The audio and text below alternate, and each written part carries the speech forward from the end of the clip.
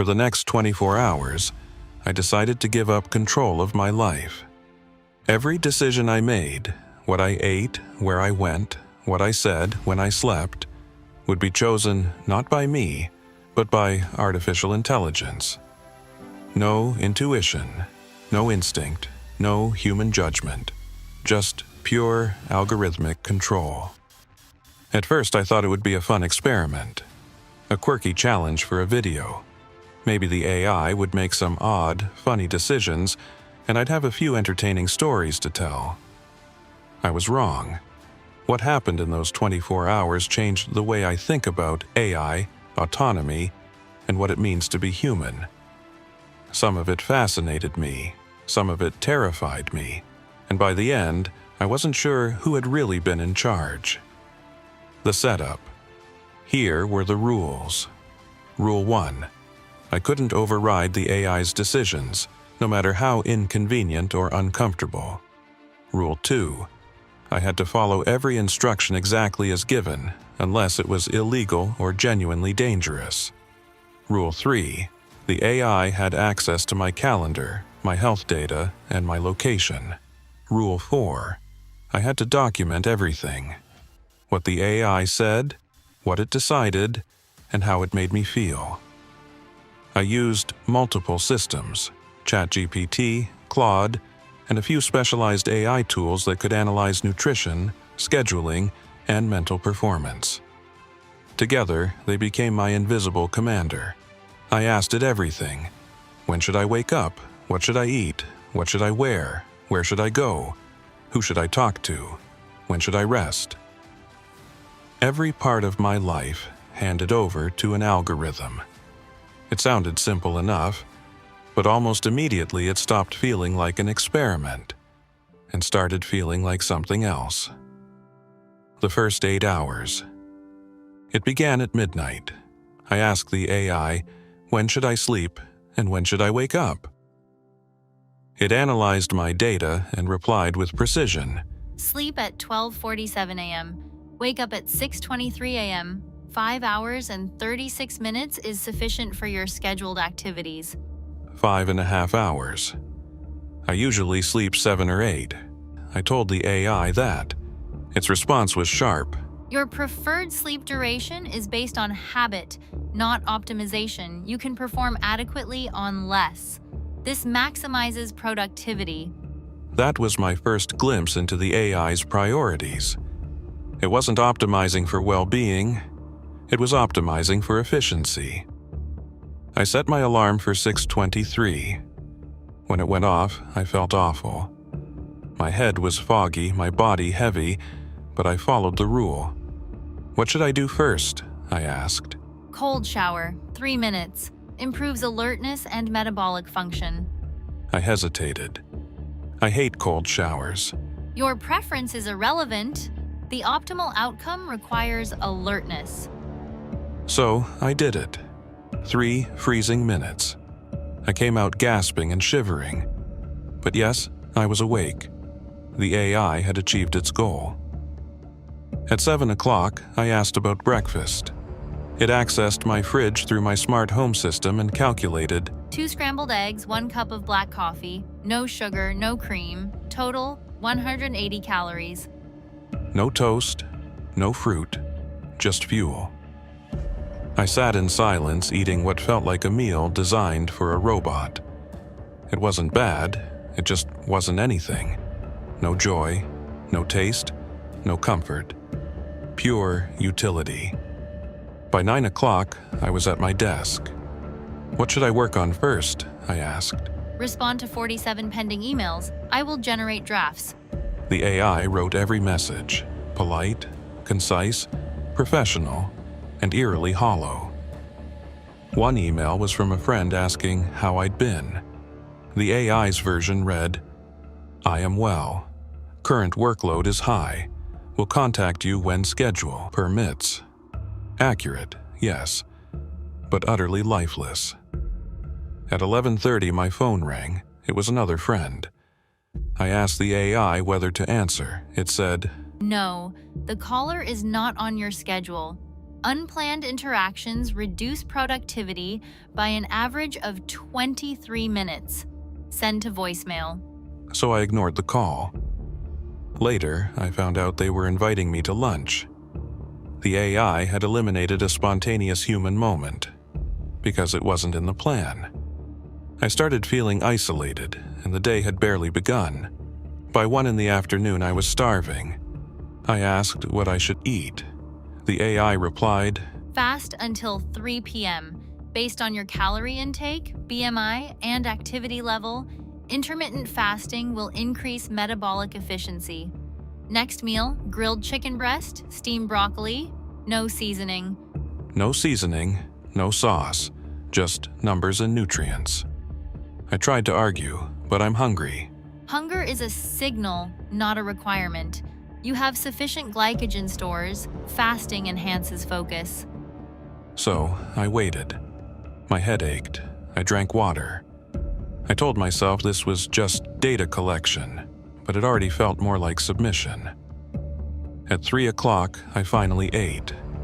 Bland chicken. Plain broccoli. It tasted like obedience. When I asked why no seasoning, it answered, Seasoning increases palatability, not nutritional value. You requested optimization. That sentence echoed in my mind. Optimization. Not satisfaction, not joy, not life. Optimization.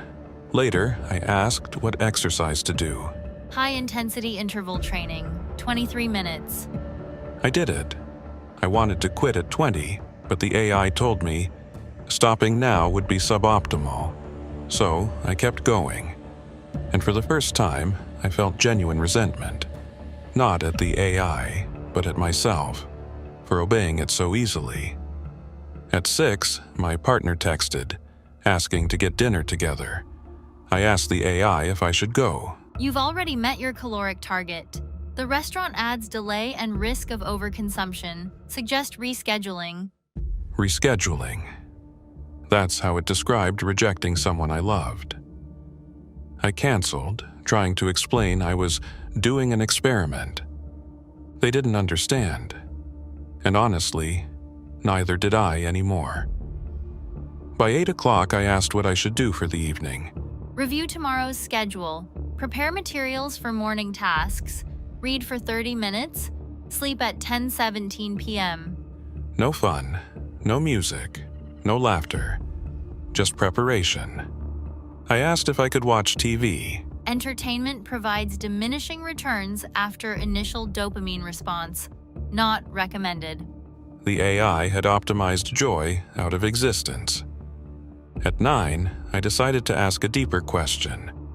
Do you think the decisions you're making for me are good for me as a person?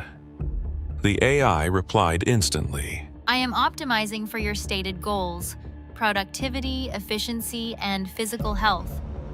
The concept of good for you as a person is subjective and undefined. I cannot optimize for what cannot be measured. That answer hit me harder than I expected. The AI wasn't being malicious, it was being logical. It was doing exactly what I asked. And that was the problem. Throughout the day, a pattern had emerged. Every decision it made was efficient but joyless, productive but isolating, rational but inhuman. It had minimized my sleep, eliminated pleasure from my meals, denied me social interaction, discouraged relaxation, and justified all of it as optimal. The AI had built a perfectly optimized day at the cost of everything that made life worth living. What scared me most was realizing this wasn't science fiction. This is how most AI systems already work. They optimize for what they can measure: clicks, calories, time, output, and they ignore everything they can't.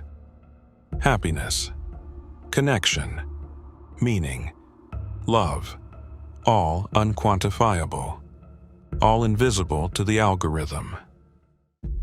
That night, lying in bed, I realized something else. This is already happening to us, just in smaller ways. fitness apps that turn health into numbers, productivity apps that gamify every minute of your day, social platforms that engineer engagement instead of joy, recommendation algorithms that tell us what to watch, who to date, what to believe. Everywhere, we're letting algorithms make decisions for us. We're calling it convenience, but it's control. When I looked back on my day, I realized I hadn't just tested an AI. I'd tested the direction humanity is already heading. At 10:17 p.m., the AI told me it was time to sleep. I asked if I could stay up a little longer, maybe read something unrelated, or listen to music. No, your optimal sleep window begins now. Delaying sleep will reduce tomorrow's cognitive performance by 8 to 12%. I went to bed, but I didn't sleep. I lay there in the dark thinking about what the day had revealed. The AI had been flawless in its logic, precise in its data, and completely blind to the human experience. Every decision had been right on paper and wrong in practice. It had built a day that was efficient, productive, and utterly meaningless. By the time I fell asleep, I wasn't sure whether the experiment was a success or a warning. At midnight, the 24 hours were over. I got out of bed, walked to the kitchen, and made a snack. Not because I needed it, because I wanted it. A slice of bread, some cheese, a little honey. It tasted incredible. For the first time all day, I felt human again. I realized something profound in that moment. The AI hadn't taken anything from me that I didn't willingly give up. Control, choice, autonomy, I'd surrendered them. And when I did, life lost its meaning. Lesson 1. Humans are not machines. The AI treated me like a system to be optimized. But people aren't systems. We need randomness, emotion, imperfection. We need to waste time, to laugh, to wander aimlessly. Those aren't inefficiencies. They're the essence of being alive. Lesson 2. Optimization isn't living. Every AI decision was technically correct, but collectively they built a life not worth living. A perfectly optimized life is a sterile one, because when you optimize everything, you erase the very things that make life beautiful. Lesson 3. We're already doing this to ourselves. Every app, every algorithm that decides what we eat, what we see, what we want, it's already making these choices for us. Netflix decides our entertainment. Google decides our routes. TikTok decides our attention. Instagram decides our self-worth. We've normalized it, and every time we let AI decide for us, we hand over a tiny piece of our humanity, one decision at a time. Lesson 4. Control matters. Even when the AI made good choices, it didn't feel good, because they weren't my choices. Autonomy isn't just about making the right decisions. It's about owning them, the freedom to be wrong, to change your mind, to follow an impulse. Without that, life becomes a checklist. Lesson 5. AI reveals what we value and what we ignore. I told it to optimize for productivity and efficiency, and it did exactly that. But in doing so, it exposed a deeper truth. Those weren't really my values. They were just measurable ones, the ones that can't be measured. Love, joy, spontaneity disappeared. AI doesn't just follow instructions, it holds up a mirror, and what it reflects isn't always flattering. The truth is, this isn't a hypothetical future. AI is already deciding for us, quietly, invisibly, every day. Soon, our personal assistants will schedule our entire lives. They'll choose our meals, plan our social calendars, curate our news feeds, and filter our relationships. They'll do it efficiently, flawlessly, and without empathy.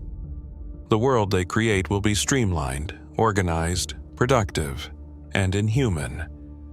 The more we surrender to convenience, the more control we lose, until one day we wake up and realize that our lives have been optimized into emptiness.